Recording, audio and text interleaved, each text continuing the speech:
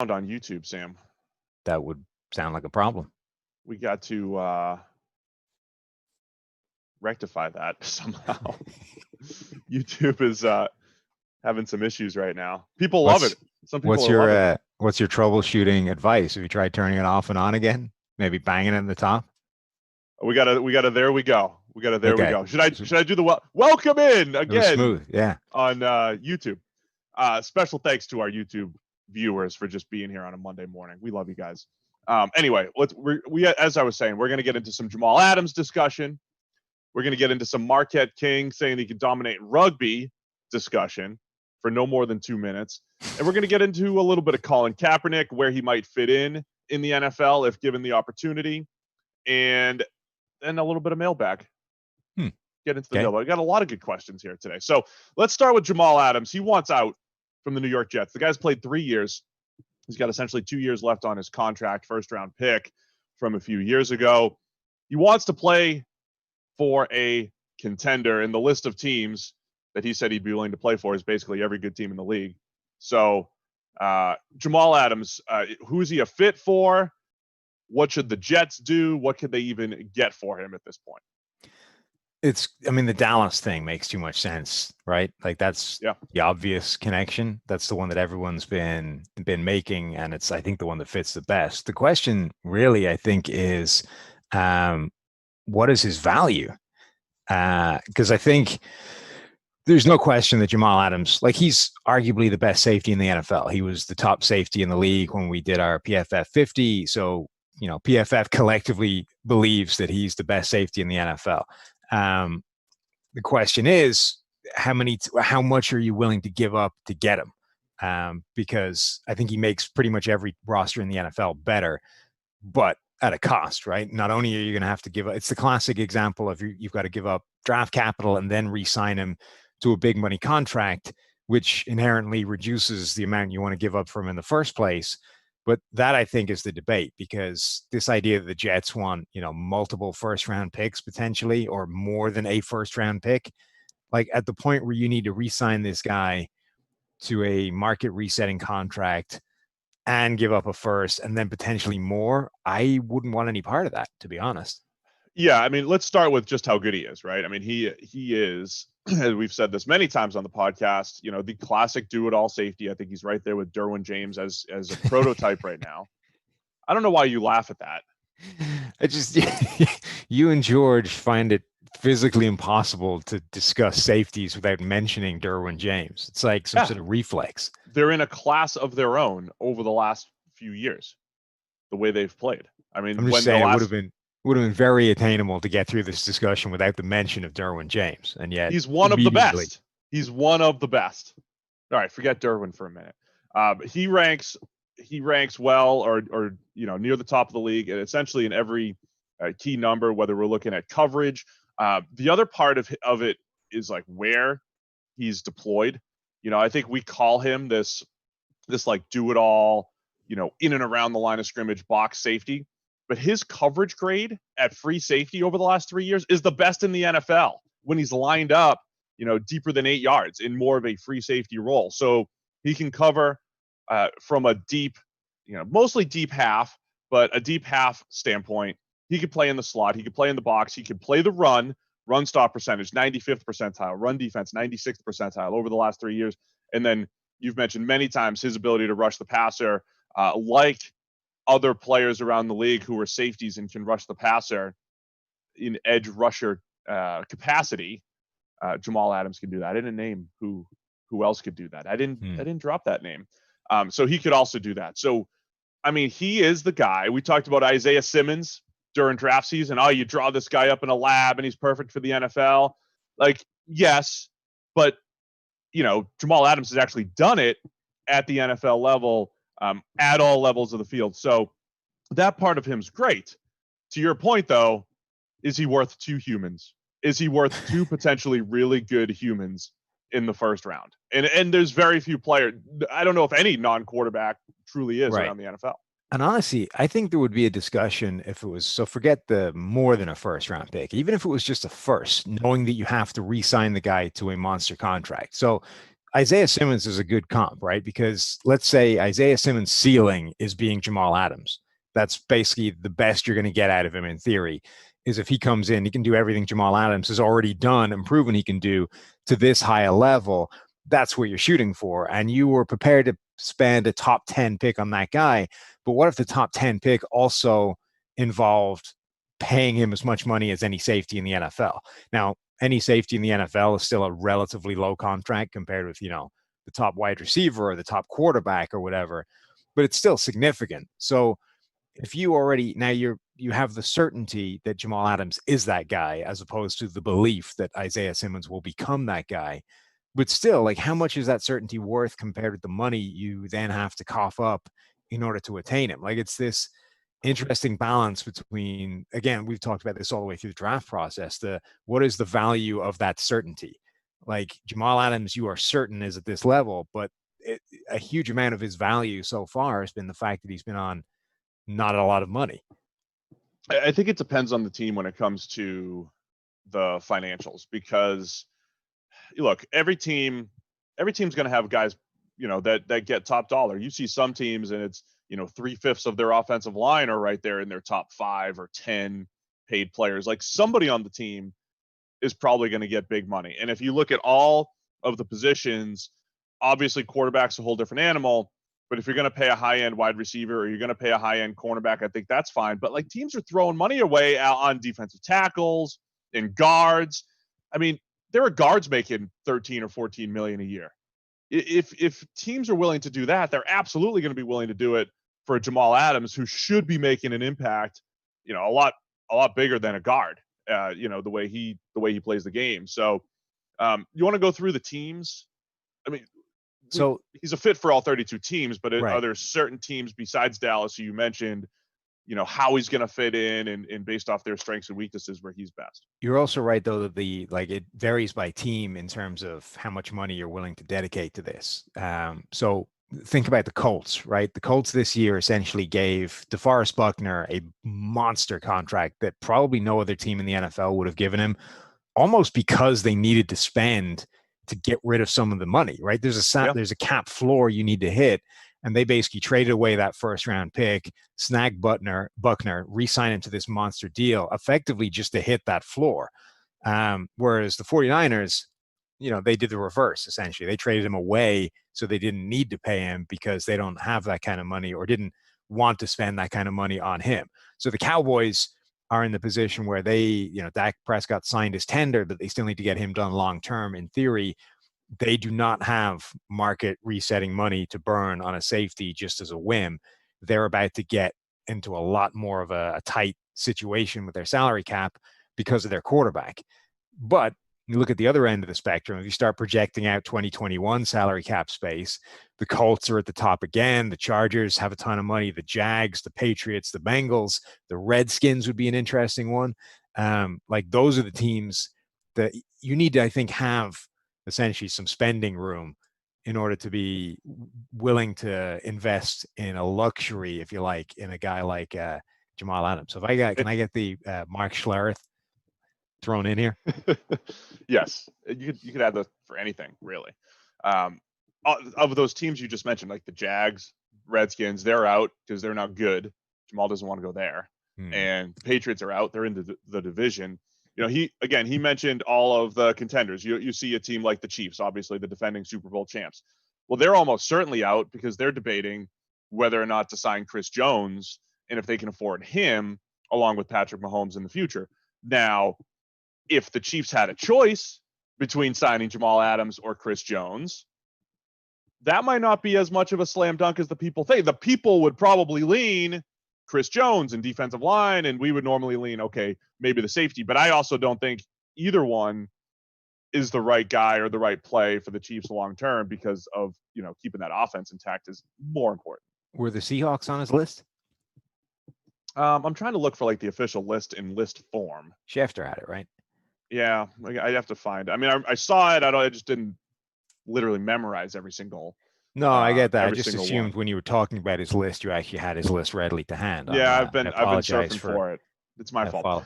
49ers are on the list, and they're a fascinating one too because they're the team that plays the classic cover 3, and they would have potentially a more defined role for Jamal Adams. Got it. The list.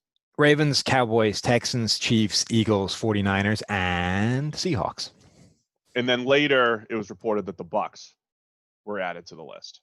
Okay. I think the Seahawks make a lot of sense. Like Jamal Adams in that defense, he can be your Kam Chancellor again, give you that versatility and a guy that can set the tone physically for that defense, that can do an awful lot for what they want to do. I think he enables you to sort of evolve that system a little bit and become version 2.0 of the thing that's become a little bit stale as well. So if they do that, right, I'm wondering if, I thought about this with that other guy who came out of Florida State who plays with the Chargers now, who doesn't have a name. I thought about this with him because a guy that's so versatile and could play dime linebacker or could play free safety, right, has that ability.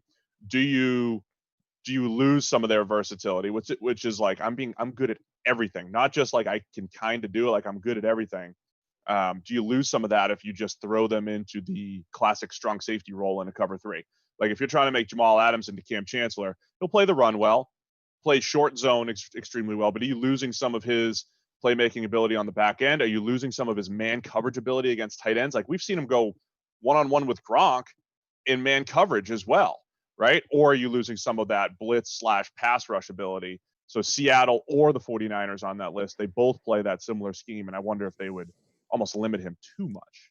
The Seahawks, I think they could use that as a chance to evolve the defense, though. Like, I think if they were planning on plugging him in, just saying, right, be Kam Chancellor and nothing else, maybe. But I think they could use that as an opportunity to say, all right, we don't have to play base 80% of the snaps anymore. Like, we can actually get more creative in this. So if you knew that they were going to do that, I think that would be. Yeah. So let's fire through his list team by team quickly and either say that that's possible or just knock them out of contention. I don't think the Ravens are in contention because they've just done this creative thing on defense. They've shown they can get production out of pretty much anybody. They've been moving all kinds of safeties all around that defense. I don't know that they're going to want to invest heavily in a guy that gives them the versatility that they already have. However, with the offseason stuff going on with Earl Thomas, I don't know if they're trying to get out from having Earl on the team. They essentially deployed Earl Thomas. Like if a year ago you were saying, if you're going to deploy a safety in this manner, play him in the box, blitz him over 100 times a year, which is a lot for a safety like the Ravens did with Earl Thomas. I think it was close to 100, or the way they do with Chuck Clark. Mm-hmm. That is Jamal Adams, right? Like Jamal Adams, anybody whose name has versatility attached to it when we talk about him is a fit for the Ravens a defense.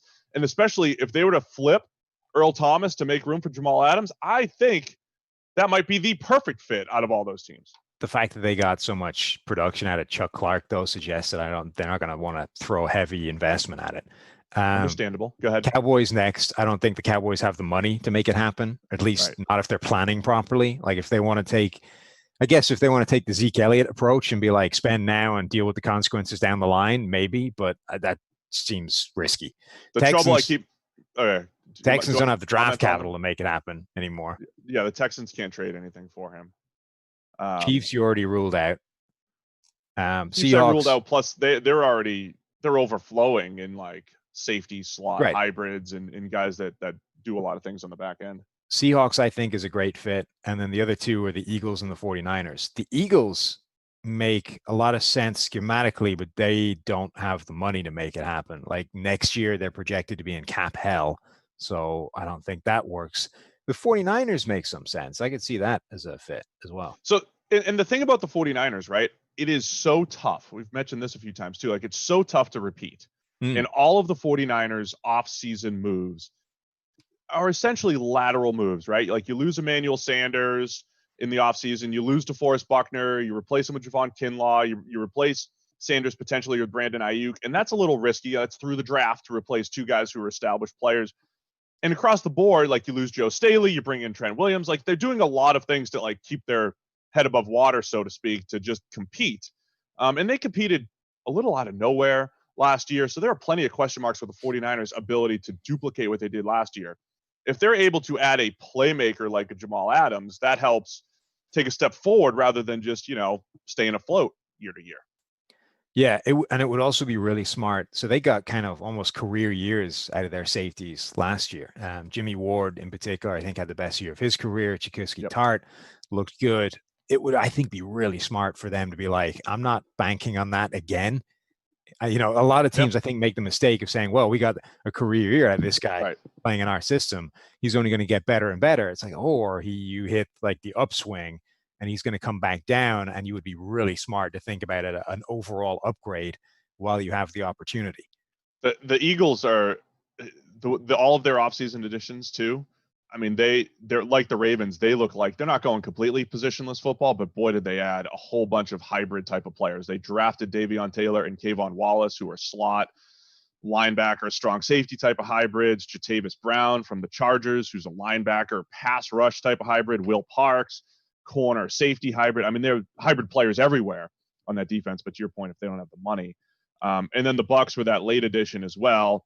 The Bucs being in win now mode with Tom Brady, the way they drafted was to essentially need and value matched up. Tristan Wirfs is going to start immediately at right tackle. Antoine Winfield will probably, compete for snaps right away at safety. And if you look at the Bucs, unbelievable investment at cornerback the last couple of years that could pay off. Carlton Davis, Sean Murphy-Bunting, Jamel Dean, those guys have looked pretty good, but the safety position is still a massive question mark. That's why Winfield went in the second round. Jamal Adams immediately makes an impact, and he's back there with Todd Bowles, with the Bucs. And the Eagles actually have, so they have some of them there. I think they have the fourth most cap space in the NFL right now, but it's next year where it becomes a problem because they got a lot of contracts that are either escalating or need to be redone. It's not that they couldn't do it, but again, it's sort of like the Zeke Elliott thing, right? It starts to impact a lot if you make that move. The Eagles are an interesting team because they've had one of the strongest rosters for a while now. Before the Super Bowl, before they won the Super Bowl in 2017, we were calling them one of the best rosters in the NFL. So we're really looking at like year 5 of the Eagles on paper, essentially having a top 5, 6, 7 roster, right? But their strength has always been on both lines. And the one year where they put it all together and won the Super Bowl, the secondary came together. That's where it came together. This would be their chance, right? Because they have decisions to make here. Jason Peters is already out at left tackle. Brandon Brooks is going to be out for the season with the Achilles, right? So that offensive line's maybe taking a step back. The defensive line slowly having some turnover. Like they're not as dominant as they've been in recent years. Could they redeploy their resources, not sign some of those defensive linemen long-term, and maybe build back to front instead of front to back? I don't know that they'll necessarily change their philosophy, but it has been interesting watching them sustain this good roster, and it's kind of coming to a head, as you mentioned, next year financially. So, Eagles. It's all teams that could use Jamal Adams, Sam. So, do you have a landing spot? Do you think him and the Jets just I like chicken? The Seahawks. I think that made a lot of sense. I mean, none of this solves the problem of the idea that he's not worth more than a first round pick to anybody. Like that's the biggest stumbling block right now. If the Jets want more than a first back for him, I don't see them getting that, to be honest. Let's just mention, by the way, with Seattle, I don't know what happens with the off-field incident with Quentin Dunbar, but Quentin Dunbar, for what, a 5th round pick, the cornerback from the Washington Redskins. He's a former wide receiver who's like just starting to figure things out at corner. Like that could be one of the absolute steals of the offseason because it fit a major need. It was a steal right up until he got arrested for armed robbery or whatever it was. Armed robbery. So we'll see. I don't know what ends up happening there, but their secondary is not great. And that's part of the reason why they're rolling 3 linebackers out there on every single play. So any sort of coverage versatility on the back end for Seattle, I think, is needed. I'm okay with that. So there you go. Jamal Adams to Seattle. You heard it here first. That's what's going to happen. All right, where are we going now? You got 2 minutes on this Marquette King. So Marquette King, the former Raiders punter, for anyone that doesn't remember him, posted. He seemed to get into it on Twitter. I can't tell which came first, but he posted a tweet that said, "If I played rugby, I would dominate it easily." I don't have a time on that, but he also posted a poll about which sport would you find the better overall athlete. That came later. So yeah, you then posted a poll because apparently backlash started to hit, and then decided to try and back himself up. Like, which one gives you the better athlete? that poll was evidently hijacked by rugby people, because apparently 78.6% of the 23,000 people that replied think rugby gives you the superior athlete. But anyway, a bunch of rugby people latched onto this tweet of him saying he would crush rugby and disagree. Let's just say that. The All Blacks called him out on it. They said, "You're welcome to join. Well, he's welcome to join them for training anytime." And then a bunch of other rugby players basically just like, bitch, please. Where does so Marquette King, who is he? Right? Yeah. Half of our people don't know. I told you, former Raiders punter.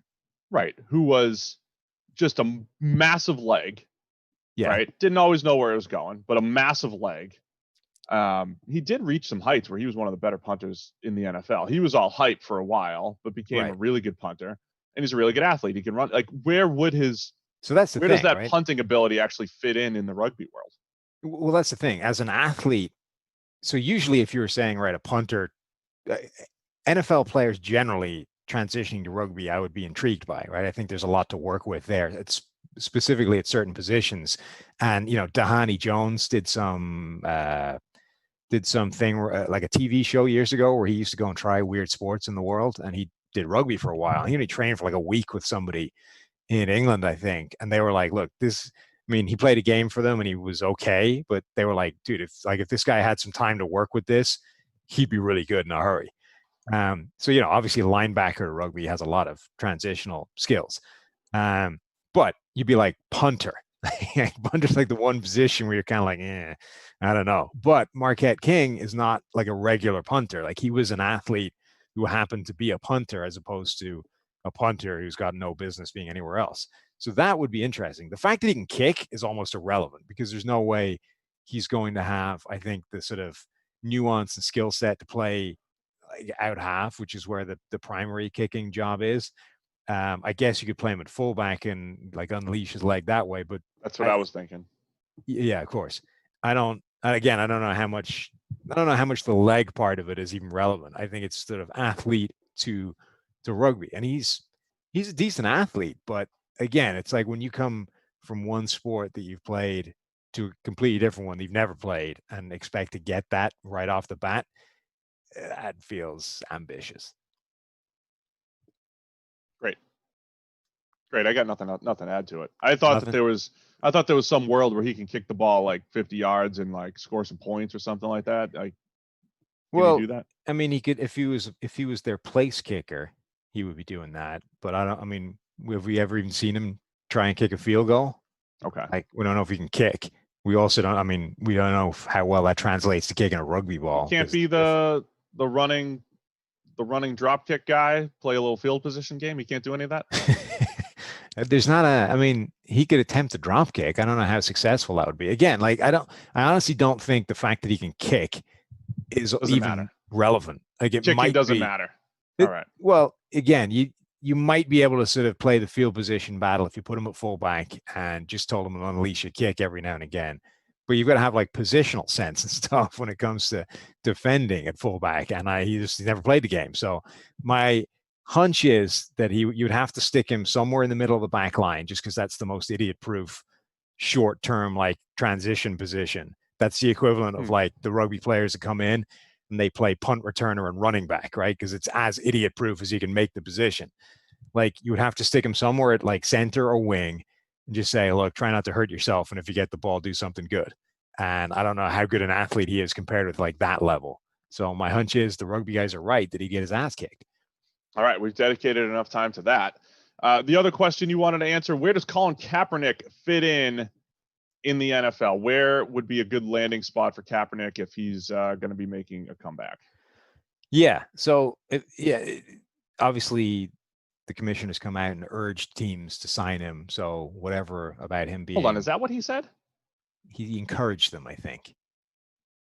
This is like he came out initially and did the whole, Black Lives Matter thing. I didn't hear the follow-up to that. Maybe. So he came out later and apparently I urged, encouraged. I don't know what the exact word you want to look. I don't have the wording to hand, but he definitely encouraged teams to sign Kaepernick or to get into it.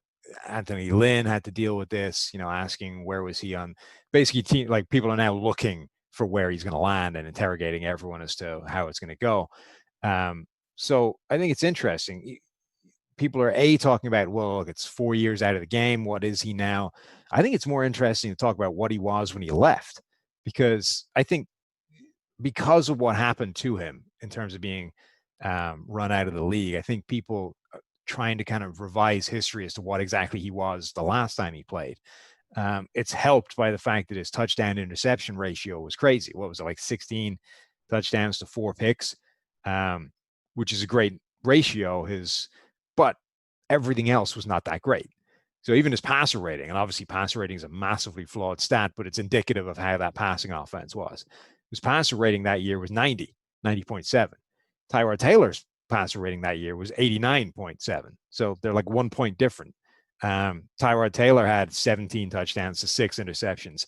Like, you can make a very real case that Colin Kaepernick at the time of his departure or his last season playing was basically Tyrod Taylor. And Tyrod Taylor actually had a better PFF grade that season. And yet Taylor is one of the people that people are like, because of what happened to him in Cleveland, like, people are zeroing in on Tyrod Taylor going, well, of course, Kaepernick's better than him as a starter. I don't know that that's true. I think you need to start accepting the idea that Kaepernick right now is a backup option.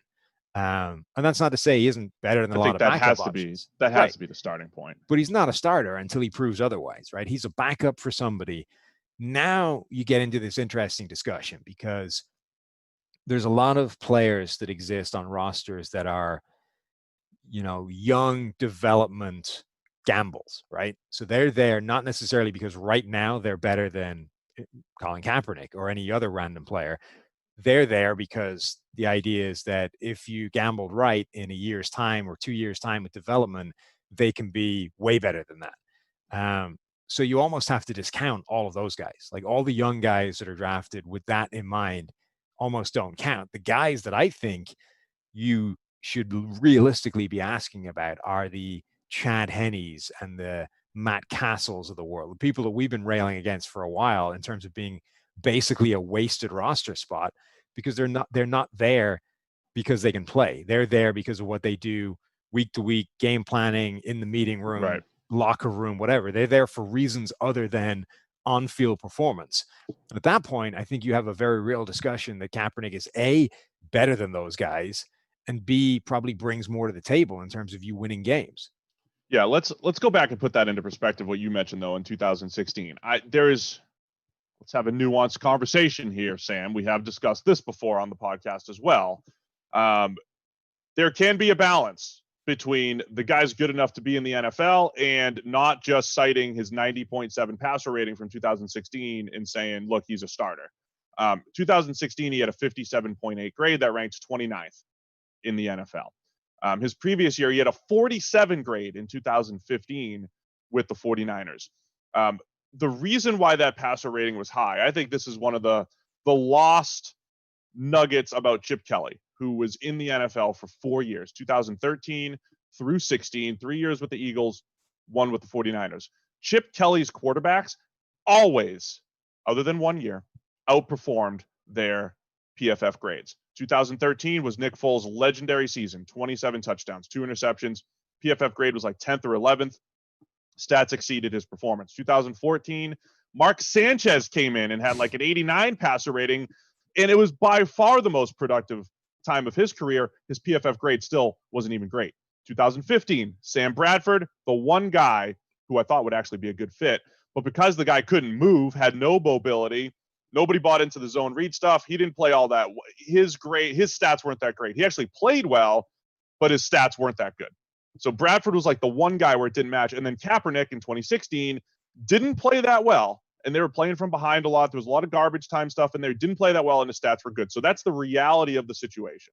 It is worth giving the caveat, though, that he sort of rushed back from injury that year to basically prevent his job being given to Blaine Gabbert, right? So rushes back, probably wasn't anywhere near 100%. But so I think 2016. I'm not even saying, all I'm trying to say is, like, don't cite the stats from that year and say this is definitive. The stats in Chip Kelly's system have a track record of being better than performance. But even if you want to say that year doesn't represent, his capabilities because of the injury and all those other things, I think you just need, the bottom line is the best PFF grade of his career came in that 2012 season where he was good. He, really scared teams. The 49ers were really good, so that helped everything. Was basically 80, right? Which puts him where Derek Carr was last season, which is to say certainly a viable starter, but people are losing patience with what you're showing. And that's I honestly think that's where he was by 2016, is that it's not that there was nothing there. It's just that people were losing patience with him as a starter, the way they've lost patience with Jameis Winston, the way they've lost patience losing patience with Derek Carr. He was in that sort of realm of, there's definitely ability here, but we're starting to get fed up with the relative inadequacies of his game compared with guys like Patrick Mahomes or Russell Wilson or Lamar Jackson, guys that are, legit right now. I think Kaepernick was reaching that point, then everything blew up and he, essentially got blackballed out of the league. I mean, a couple good points there. I'll say this. I was buying in 2012 because not only he has a cannon for an arm, and I'm still intrigued by a cannon for an arm because it does allow you different leeway to do different things, but there needs to be development elsewhere. He never really developed touch. The thing that sold me on him was the deep crossers. Like, he was throwing stuff with like a little bit of touch. He could kind of layer it a little bit, but for the most part, he was a one-speed thrower, and I think that hurt him on a lot of the his inaccuracy, and just touch on the short stuff was never great. But you combine that with the dynamic acceleration. Every runner is different. He was an accelerator. Like, he just hit top speed pretty quickly for a 6'5" guy, and top speed. He was fast, man. I mean, you could use him in the run game, but he never really progressed. To your point, 12 was his peak. To the teams that need him right now, I think it's exactly what you said earlier. Like, if your backup isn't a quote unquote developmental option, then Kaepernick should probably be in the mix. A team like the Pittsburgh Steelers, I think, makes a lot of sense, not necessarily because of the scheme, the system, whatever. It's just because Ben Roethlisberger is backed up by Mason Rudolph right now, and you don't want to completely give up on Mason Rudolph, but if you want to win this year, Colin Kaepernick's probably going to give you a better chance if Ben Roethlisberger is not healthy, right? In terms of like, yes, 100% agree. In terms of like actually getting a shot at a starting gig, what he needed was the Marcus Mariota job, right? Which is to come in as a backup behind Derek Carr and wait until Derek Carr hangs himself and they have to do to him what happened to Marcus Mariota last year, which is, he basically played his way to the bench, and you make that swap as a starter. That would have been like his best shot at actually starting again. But I think the Steelers are a great one. I think the Chiefs are one of the best landing spots out there. Again, their backup is Chad Henne. Chad Henne cannot start for you. Like, if he has to play games, you're so mad at Chad. You're screwed. So Colin Kaepernick could come in. That would pair him with Andy Reid, which would be a fascinating combination. I think the other thing that is in his favor in terms of what he could do now is that the league is a little bit more inclined to embrace different skill sets now than it was in 2012. Now, you had a guy in 2012 in Greg Roman who did that. Like, they built this system around him and it was really productive. Then obviously there were coaching changes, but Greg Roman is in Baltimore. Baltimore would be an interesting spot. I know they have RG3, they have Trace McSorley, but like, he's probably better than both those guys. So that would be a fascinating backup for a guy that's already had him in the system, and they're already running a system that kind of lends itself to that skill set. Kansas City, I really like. Cleveland would be kind of interesting. That wouldn't be a bad in terms of him taking a shot at it. That wouldn't be a bad gamble to be like, this guy has a certain amount of rope in terms of Baker Mayfield. Like, if he stinks again this year, that's a job I could actually claim. The Vikings could be in the mix with Sean Mannion as their backup. The Rams, even though I might know some people that like John Wolford, who's scheduled to be the backup right now. And they have one of our analytical darlings, Josh Love, as an undrafted free agent in camp as well. So there's kind of developmental options there, or at least John Wolford, an expected backup. But those are potential landing spots. The people that we're talking about the Chargers, though, give your take once again, more concise, not concise, but like very clearly, everybody seemed to think like, oh, it's got to be the Chargers, right? It's got to be the Chargers because they have Tyrod as the starter. But they just drafted Justin Herbert. And to your point, the last time we saw Tyrod versus Kaepernick, like Tyrod was better. There's 3 quarterbacks on this roster right now. There's Justin Herbert, current first-round pick. There's Easton Stick, last year's 5th-round pick.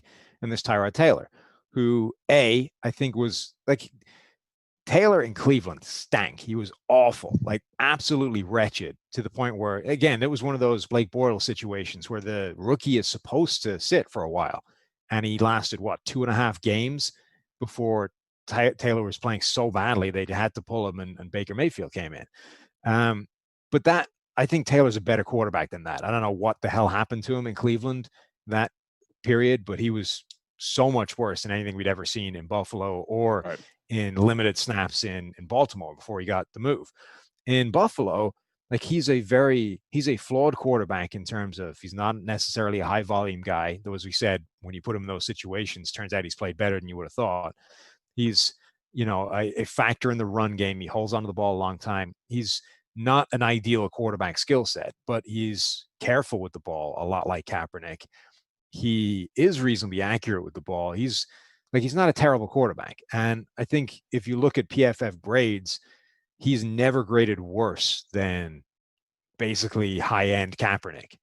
And he's there, he's the placeholder right now. He's a guy who Anthony Lynn is comfortable with. There's some history there back in Buffalo where they made him like a heavy part of that run game. And then he's basically keeping the seat warm until they feel comfortable with Justin Herbert. It just doesn't make sense to mess with that at this point. Like, even if you think there's a tiny incremental gain in terms of absolute playing quality between Kaepernick and Tyrod Taylor, that guy's only going to be starting for a few games until Herbert comes in. So why would you make that change? Yeah, I don't think there's a clear path for him to be a starter. I think, competing for a backup role. The guy that he would deserve a spot over is Easton Stick, but Easton Stick's a third quarterback who might not make the roster, and it's going to cost a fraction of what Kaepernick would because of a veteran minimum deal. So, again, it's not that's not the angle to take either. The Chargers don't make a lot of sense to me. I think there's a lot of teams where he actually has a much stronger case. Like, again, the Chiefs, Chad Henne. Chad Henne is your backup. Stop it now. Sean Mannion, the Vikings. Yes. All right. So find the backup role and go get him. But and again, not to hate on Henne too much, but Henne again is like, how many years has he been in the league? Like, his veteran minimum contract is expensive. Sean Mannion at least has been crappy for a shorter period of time, so he's cheaper. But like Chad Henne costs you a significant amount of money to keep his drag on the roster. Like, if you value what he does week to week, just hire him as a coach, give someone the actual roster spot. Good locker room guy, Sam. All right, keep him in the locker room. Don't let him play. That's the only answer. All right, let's get into some of the questions. Let's fly through some mailbag stuff. We have a question about, and one of our astute listeners actually answered this on Twitter for us already, but we can handle it right here. What is your overall philosophy on when it comes to building a long-term great offensive line? Is it high or low draft picks, overly veteran offensive line, young O-line, or a mix? My thinking is if you don't have 5 great Pro Bowl worthy players on the O-line, you keep firing and taking shots on that position. That's from Stephen B. Smith on Twitter. Stephen B. Smith. B is in baseball. I see. Yeah, one after Stephen A. We have a whole creep back toward average shirt. I mean, our listeners from a long time know that we advocate at least be at mid-tier at the offensive line. So I would disagree with the strategy to keep firing until you have Pro Bowlers. I would keep firing until you're at least in the middle class and then build elsewhere. Yeah, fair enough. I mean, as you say, so that's it. Well, we've answered it many times in the past. So, by the way, one guy, what's this guy's name? Andy from Cork in Ireland. Hate those asked people. Me if I would wear. Is that right? Wait, I don't hate anybody. I'm just kidding. But go ahead. If he sent a Cork jersey, would I wear it in the podcast? Being from Dublin, there's no way I would ever wear a Cork jersey on the podcast. So that's a no. But I said I'd give him a shout out anyway. Andy from Cork. Good job, Andy from Cork. Appreciate the listen. This one goes back to our Jamal Adams discussion. It seems like dollar store Jamal Adams / Derwin James, he was mentioned, Those types of players are being undervalued in terms of positional value. Guys like Von Bell, Jabril Peppers, they can cover, play the run at acceptable rates. More so talking about the actual type rather than those specific guys from a production standpoint. So the actual type of player, are they being undervalued? The do-it-all types, but the dollar store versions of, say, Jamal Adams or Derwin James. No, I think they're being valued exactly where they should be, which is to say not highly. I think that might be the single most replaceable role in the NFL. Guys that can do safeties that can do pretty much everything at a barely passable NFL level, I think are everywhere right now. Yeah, I'm back and forth on this because if you tell me it's Jamal Adams or Derwin, and look, we always talk about the pass rush stuff. I mean, that really is a small percentage of what they do. But the ability to go in from a game plan standpoint and deploy this guy in any given role. Yeah, this is the dollar store version. The dollar store, but the dollar store version implies that they at least have those skills. Jabril Peppers doesn't really have those skills. Von Bell doesn't really have those skills. Like Kenny Vaccaro was thought of as one of these guys. What you're describing, though, is like the box safety. Like if you throw 40 safeties as the eighth man in the box over and over and over again, they're going to make a ton of run stops. No, I think you're just like misremembering the quality of, the dollar store equivalent of whatever it is you're trying to get. Like, think of it as the Chinese knockoff version of whatever it is you want, right? The stitching's a little off. It doesn't quite look like the thing you want. Like in theory, all the pieces are the same. Jerseys. Yeah. Right. In theory, all the pieces are the same. And yet when you get it up close, it's not quite what you paid for. That's what we're talking about here. It's from a distance, it looks like Jamal Adams or the player whose name we must not mention. But when you get up close, you see all the problems and the fact that he can't actually do any of the stuff you want him to. And he breaks down after 7, days, and you just wasted all your money. That's what we're talking about here. Yeah. So this reminds me of like the spread offense and any sort of trend, right? Like a good spread offense when it took over college football was awesome. But when Michigan started running the spread offense with the 6'5" statue, it's not good, right? So it's not necessarily the plays, or in this case, the deployment of the player. The skill of the player does matter. So I think I would say you can overvalue versatility, right? Versatility is great when it is really high end across the board, but you can overvalue it as well if you're just like, oh, this guy does like a little bit of everything at a dollar store level. It can be overvalued.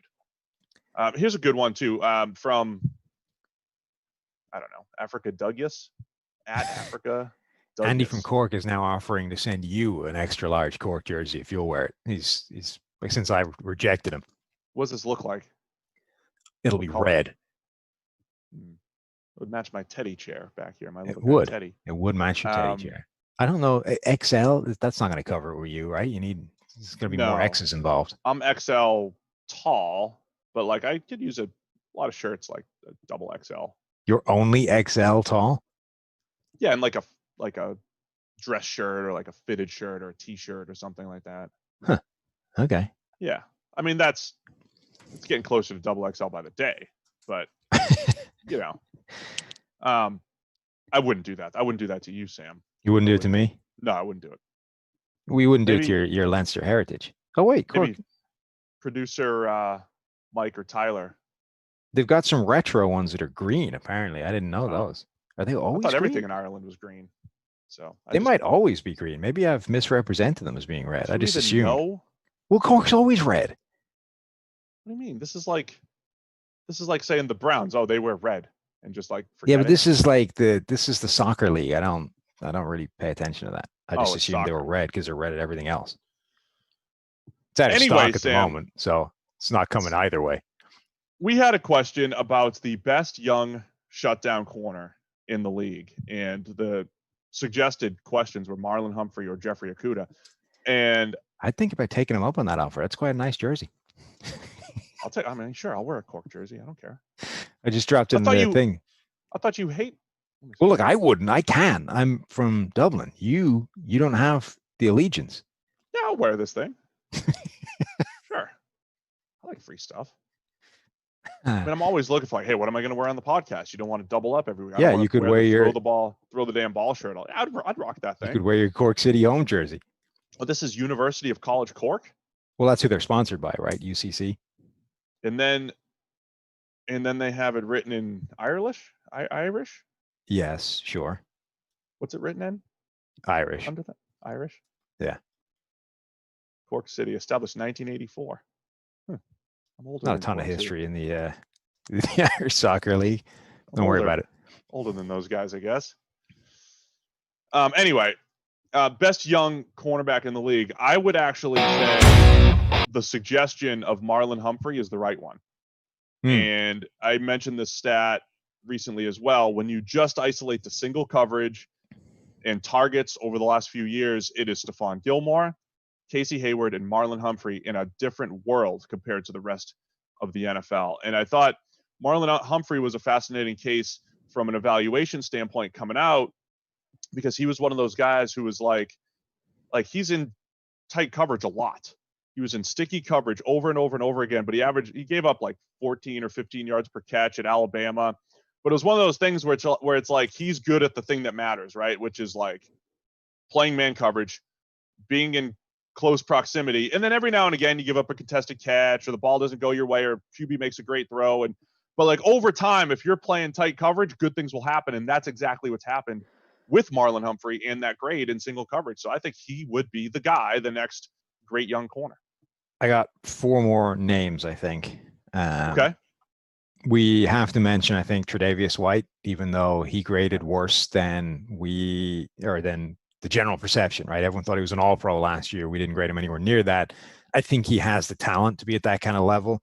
I think the perception was skewed a little. Like Ben Stockwell sent me a tweet that somebody had posted that was like, it was Betts posted checking in on corners unblocked in the run game. And it was Tre'Davious White coming down, just falling face first in the turf while a running back runs right around him and goes like 40 yards for a touchdown. That play. Yeah. Right. That gets this extremely negative grade. Doesn't even show up in like coverage numbers or anything else. Right. So when you're saying, 6 interceptions, no touchdown. So that's a good one. No touchdowns allowed, right? That is a touchdown. But we tweeted that last week. It's our own fault for pushing the wrong narrative, the wrong stats. No touchdowns allowed is one of his narratives for the season. That is a touchdown allowed that he surrendered by being the end guy on a run to his side, and he just face planted rather than stopping his guy. But my point, after bashing him, my point is that I think Tre'Davious White has the talent to be in that conversation. Jair Alexander is another guy that has the talent to be in that conversation. I thought he was there at the start of last season, then he kind of tailed off and didn't back up the first few weeks of the season. With the back end, I think Denzel Ward has got the ability as well. Like his coverage numbers are pretty absurd. The grade isn't quite there yet, but it's heading in the right direction. I think Denzel Ward, again, everything in Cleveland fell to pieces, right? I think Ward could be another player that bounces back a little bit. And then the last name that I'm less confident in, but I'm really intrigued by, is Jamel Dean. Jamel Dean. I knew that was coming. Yeah. His numbers were just nuts. Yeah. And it was a smaller sample size and blah, blah, blah. But let's see if he can keep that going.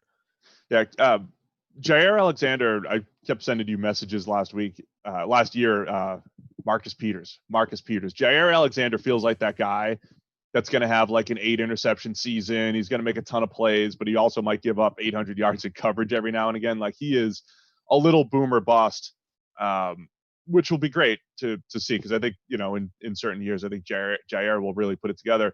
And your point about Jamel Dean, he just broke up a ton of passes in a small sample size last year. So you still need to see more, but he is a monster who can move. And, so you've got skill set plus a little on-field production last year to go on there. You want to do one or two more? Let's do one more, and then that little college football setup, even though this is an NFL podcast. Okay. The question about will the quote-unquote running backs don't matter in the analytics movement make us look back at past greats like Jim Brown, and Walter Payton, and not give them the credit they usually get from people who believe they're the best players ever? It might do, but I think it would be wrong. I don't know if we've looked at this, but I suspect that the further back in history you go, the more running backs mattered, the same way that if you go lower down the football levels, the more running backs matter. So running backs matter in college more than they matter in the NFL, and they're almost everything at high school. Going back in time in the NFL is like going down the levels of football. the Packers won all those Super Bowls with Vince Lombardi essentially by out executing everybody, right? They just had these few plays and they drilled those over and over again, power sweep, until they were able to execute them better than you were able to stop them, and then they won. Like the Browns with Paul Brown at their head, they won not even by out executing people, just by like basic principles of professionalism at a time where they didn't exist. Like they were first when it came to all the sort of basic professionalism things that we take for granted now. So they won. And I think that's the same sort of deal. So you go down, Jim Brown's era is a perfect example. Like the Browns were able to crush things because of Jim Brown. He really did matter. And I think Walter Payton, you're getting closer in modern day, but I suspect the same thing is true. Like Walter Payton made legitimate differences to the offense. I think you need to get to this point, which is probably like late 90s, where the passing game became efficient enough that running stopped becoming the most efficient way to move the ball. Yeah, so I think one way to do this is, you mentioned in college running's more effective. High school, it's way more effective. The difference in those levels of the sport are that the running back is much closer to the best athlete on the field. And I think in Jim Brown's era, he was absolutely the best athlete on the field. In today's NFL, who's the most, like Alvin Kamara, Christian McCaffrey, Todd Gurley, whoever it is, like there's some dude who's bigger than you and maybe just as fast and quick and all that stuff. There's a few of those guys on the other side of the field now, right? There are great athletes at defensive end, at linebacker, all along the offensive line, at receiver, tight end. I mean, there are freak athletes all over the place. So I think as the rest of the athletes at all other positions, got closer to the best athletes on the field, if not the best athletes on the field instead of running backs, I think that was a big part of the difference too. Actually, when I said late 90s, honestly, what it probably was the West Coast offense. So the West Coast offense is dictated probably box count and everything, right? The West Coast offense is probably the first iteration of a system that came in where passing became more efficient than running the ball overall. And right. Even that took criticism, like the name, the West Coast offense was like a pejorative thrown at them by Bill Parcells. Basically called them a finesse offense, right? It wasn't like, it became known as the system, but at that point it was just Bill Walsh's offense. And then the idea was this West Coast offense with their fancy passing and their short, efficient receiving, short, efficient pass game couldn't survive in December or January in New York, where it's -10 outside and we're going to pound the ball down your throat and suffocate you with this monstrous defense. But the West Coast offense was probably the first time where passing became efficient enough that your running back was no longer like the most important player out there. Yeah, and I think if you go look at the order of operations, so to speak, what makes a good running game, and it's run blocking. I bet run blocking has always been important, right? Yeah.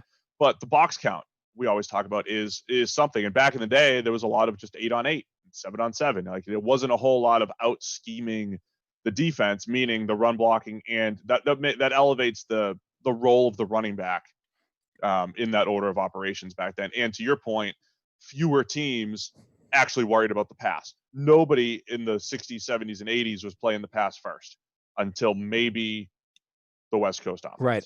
But that also, I think, changes the further back you go, in that I think gap discipline was worse, right? Like one of the Packers won by out executing everybody else. Like now you can't do that anymore because everybody executes well to a certain degree, right? Obviously there's degrees of well, but pretty much everybody is on the same page most of the time. Like busted plays are not that common.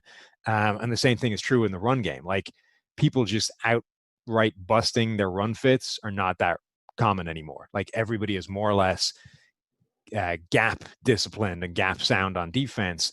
Whereas, you go back a certain degree, most of your big runs are going to be because somebody jumped into the wrong gap or somebody just got, whatever. Like gap discipline was not where it should have been. And therefore the running back gets his 10-yard head start before anything happens. And he has to start, then dominating safeties or whatever once he gets into the second level.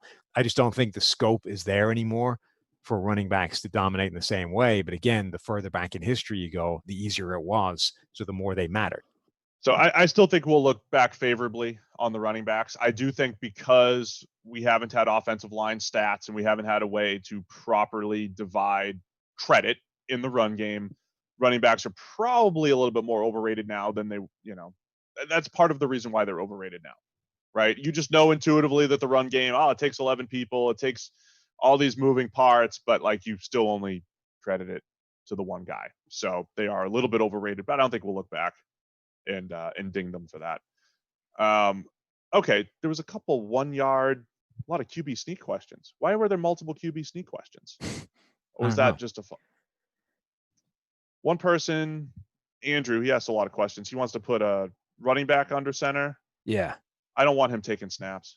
Well, that's the thing, right? So the idea is, right, why don't, if you have 1 yard to gain, why don't you give it to your best runner as opposed to the quarterback and have him sneak? One, because not all sneaks are like obviously telegraphed, so you still want to have some kind of element of surprise. Two, and this is the most important one, I think, running backs don't take snaps from under center. Like, that's a thing, right? It's not like it takes a huge amount of time to learn, but people get concerned when quarterbacks coming from college who have never taken a snap under center have to learn to take a snap under center. It's not the sort of thing you can teach like in 3 minutes on the sideline when you want to run in and do your quarterback sneaking. So you've got to at some point at least teach the running back how to even do that. And that's probably not something most people want to mess with. The other thing is that a huge amount of sneaks work because the quarterback is 250, not 210. Like, your running back might be your best runner, but the quarterback outweighs him by 40 pounds, which in trying to shift the pile 6 inches is probably important. I don't even know what problem we're trying to solve here. Like QBs, this feels like a baseline skill. Tom Brady gets a ton of credit. He's the best QB sneak guy I think if you just take like a little bit of time to work on your QB sneak game as a quarterback, it's not that difficult to say, okay, I'm going to go to the bubble. I'm going to hesitate just a little bit and go. When I'm on the goal line, I've got my over-the-top move that Drew Brees has been great at, and that a few guys do. Over the top, you've got your burrow in there. I don't think there's a ton of like Ben Roethlisberger, he doesn't do it anyway, but there's not a ton of 250-pounders moving the pile or anything. This thing works over 80% of the time. I don't think we're solving a problem here, other than Mahomes got hurt once, and every now and again it doesn't work. But quarterbacks are generally good at this, so I don't think we need to solve it. And that's why there's another question, why are teams reluctant to use the QB sneak in 1 yard situations, but they fire goal line fades like crazy? The QB sneak works about 80% of the time, as I said. The fade works like a third of the time, and I think you just pulled out numbers that said it was even worse last year, right? Teams were like, what was it, 6 for 40, 6 for 39 or something last season. Now, last season was unusually crappy. It's usually about 30%. Right, but it's a terrible play. But so I don't think it's as bad as those stats would show, because I think the downside of it is it's an incomplete pass, right? In other situations, the downside is like a turnover. Like you're not getting a whole bunch of, and plus you get a few more pass interferences, so those don't get completed. Like, it's not maybe as bad as the numbers show, but it's not as good as a sneak. It's an awful play. It's not awful. It's terrible. It's a terrible play. Like, even if I broke it down by route. So if you inside the 5 yard line, pass plays, and you just break it down by route, it's basically the least efficient pass you could possibly attempt. Now, okay, you can say, well, it's not going to be intercepted compared to some of these others, but still, interceptions are rare anyway. Yeah. Well, plus EPA will take account of those. So that doesn't explain those numbers, right? It's basically the least possible efficient pass play you can attempt. The other factor with the QB sneak thing is, people have done some work on this. Not all and one is the same yardage, right? Some of it is 6 inches, some of it is a full yard and a half. That is a huge difference between whether I'm going to take a sneak or whether I'm going to do something else. Teams, you might not factor that in when you're just looking on sort of 4th and 1 or whatever, but teams are definitely, when they decide whether they're doing this or not. Now, I don't know how far you can sneak from and still have it be an effective play, but it's certainly going to go down when you're comparing 1 foot to a yard plus. And that's one of the reasons it's not used more than it is. Watching Tom Brady early in his career, you know how you just watch a guy like Peyton Manning played the game differently, right? You watch Peyton Manning, he played the game differently. The one thing that Brady did that just looked different is he would do that sneak where if there's no nose tackle, he'd just run forward for 6 yards. Right. Or they would go empty under center and sneak it all the time. Like there's certain players who do these little nuanced things that steal first downs here and there, right? And they just look different. I would emulate those types of things, like spread, get under center, and if you see the right look, like go pick up 3 yards. And it's not that difficult. Like it's really just counting and it's just using some intelligence, I think. And I think just more teams should be doing that. Even 3rd and 3, like spread it out. And if there's a 5-man box, like maybe I'll just run forward, like there's, I don't think it's all that difficult to just, focus on those types of things. Yeah. I mean, how you're attempting the sneak is important as well. Like Sure. you say, fewer guys at the line of scrimmage, the better. All right. Let's wrap it up with this. Somebody asked if we would want to have some sort of, how is this described in soccer? Relegation. Promotion, relegation. Relegation for college football. And who did this here? JL Sinsky on Twitter, Jared. I love this. So he laid out an entire like Power 5. How many teams here? 3, 6, 9, 12, 13, 14. 14 teams per Power 5. You've got an SEC, a Big North, a Big West, a PAC, and ACC. And then you have a group of 5.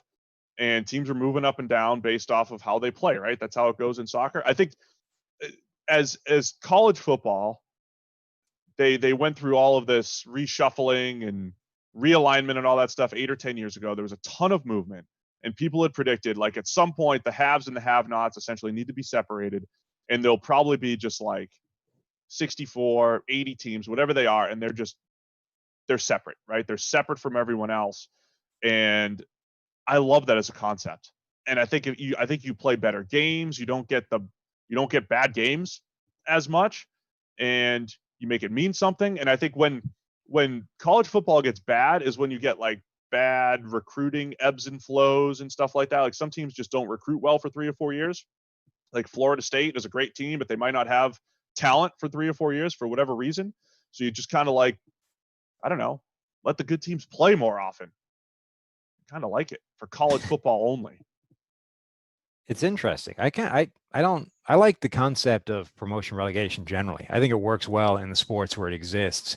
Like you say, it reduces the number of meaningless games, and it means there's a lot of games towards the end of the season where like those are really important because they're the relegation games, even if like the stuff at the top is decided. And to an extent in college, that can't happen, right? Because everybody is shooting for the sort of national title stuff, and one slip up and you're done. So they've almost like solved half the problem that a lot of other leagues don't have. But the back end can be like, you get a lot of games. It's just the only people watching these are the teams directly impacted. And even then they don't really care because it's a meaningless outing. Adding relegation threat to the back end of like all these Power 5 conferences would be huge. So this guy is divided up. Basically, if you're in the Power 5, you can be relegated to the Group of 5. If you're in the Group of 5, you can be relegated to the FCS, and promotion working the other way as well. So I like it. I like that. Yeah, and I think if you're in the Group of 5 now, so like in this scenario, Boise State, BYU, and Nevada have been elevated to the group that is essentially the Pac-12. So they're going to start there. And so those Boise State has a shot. Like the best Group of 5 teams now have a shot with the Power 5, and if they're not good, they'll go down and dominate the Group of 5 or whatever it is. But like either way, you're kind of playing for something, right, in a given year. Well, not just that, but you're solving the issue of those teams never being able to get a shot at the national title, right? Like Boise State goes on a run where if they go undefeated 3 straight years, they're still never making it in to the college football playoff because everyone's like, well, they're only doing it, in the Group of 5. Right. This enables them to do it in year 2 or 3, right? They go undefeated, they get promoted, they're now in the Pac-12. Next year, they go undefeated again. Now you have a conversation. Yeah, because I like that because that's the thing that narks me the most about college football is the idea that, the team that goes undefeated and never has a chance to play for a national title, even though the reason that they don't is because, they went undefeated with a much worse schedule and blah, blah, blah. But which matters. Yeah. But so like when UCF went undefeated a couple years ago and decided to claim their own national championship, the obvious answer is, well, of course, if you put them in the SEC, they're probably not going undefeated. But that next year, you would actually find out. Yeah. Right. And say, okay, here's your shot. Now, the tricky part about football is we know how much the quarterback matters. And sometimes A team goes undefeated. They have a senior quarterback. He's gone. They're not the same team the next year. So every now and again, you'd get these situations where it's like, hey, good old UCF. They were great last year, and then they're going to win 3 games as they get promoted. But, sometimes you have created this group of 5 powerhouse. Like Boise State is consistently good. So now you don't have to answer the questions like, what if they did play a Pac-12 schedule or an SEC type schedule or a Big North schedule as this guy turns the Big Ten into the Big North? I like that. I think it'd be cool. Notre Dame's all of a sudden in the conference. They're in the Big North with all the Big 12 teams or Big 10 teams. And I think it looks cool. Would also be pretty fascinating if like a big powerhouse team sucks for a while, like how far down they're going to go. You end up with Florida State in the FCS. That could be ugly. Yeah. So this probably never happens. A lot of money at stake to redo this whole thing, but I'd be interested in it because I do think college football, which I love, I don't love it as much as the NFL. I love it, but I do feel like it's gotten very top heavy.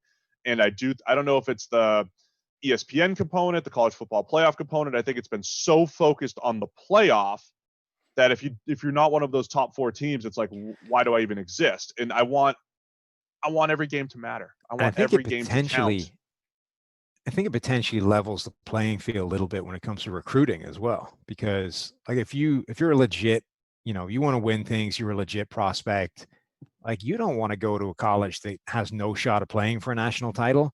Yeah. Whereas now, even if you're looking at a team in the group of 5, like if you think you're the difference maker in your college career, you can be playing for that national title. Like you can get promoted, and then the next year you have a year or 2 to actually help this team win something. So, teams in the group of 5 have a recruiting advantage that they don't have now. Like they can actually say, hey, we are moving in the right direction. 2 years time, we're playing for a national title. Like if they were saying that now, it would be meaningless. You'd have farcical. More equal opportunities here, which I'm all for. I think that'd be great. So good concept. Thank you, Jared. Appreciate that. I think it's cool, even though NFL podcast, but a little college football talk here in June. So cool, man. That'll do it. So Thursday, you're out, right? You're on vacation. Yeah. What are you doing for your staycation? Right? Are you just hanging around the house? Right. Yeah. Not much. Yard work. God, I hope not. Although I do. Yeah. I don't know. Need help with anything? Yeah. You pulled out a high-end Dyson vacuum cleaner. I got all sorts of stuff you could vacuum if you're still looking. Yeah, I'm looking to vacuum stuff. Sweet. Can we get Dyson as a sponsor? I mean, I don't know. It's the only way you can afford any of their stuff. I don't know if it fits our demographic or not, but I'm a man. I love this thing. So it's a great vacuum. I use it everywhere. It's powerful. Clean my car out. I mean, everything. It's awesome. Get Dyson as a sponsor here. Let's get them on the pod. So anyway, the point with that is it doesn't look like the Montana Young thing is going to be finished in time for Thursday. That was our original plan, was to drop that on Thursday. So it's just me. It's just you. This is my chance. Whatever you decide to bring in addition. I think I have Mike Renner. I think I have him locked in to preview the 2021 draft, the preseason draft guide, get a little bit forward looking there, help him promote his podcast and all that stuff. We've got Mike Renner, but it also opens up the opportunity for me to go full monologue style. Oh God. Or answer some questions on my own. Are we going to have speak at you? Are we going to have any listeners remaining when I come back next week? I don't know. Let's see. If I advertise this, let's see, maybe if we break records after me advertising this, then, you might be out. Okay. So I might spend 30 to 60 to 90 minutes just talking at you guys about football. And I apologize. My own thoughts about everything. So we'll definitely have Mike Renner. We'll do a little 2021 draft preview, and maybe I'll just either answer questions or just talk, see what happens. But that'll be Thursday. So Sam, enjoy your break. You'll be back next week, and we'll be back Thursday and next week with more great NFL content. Thanks for tuning in, everybody.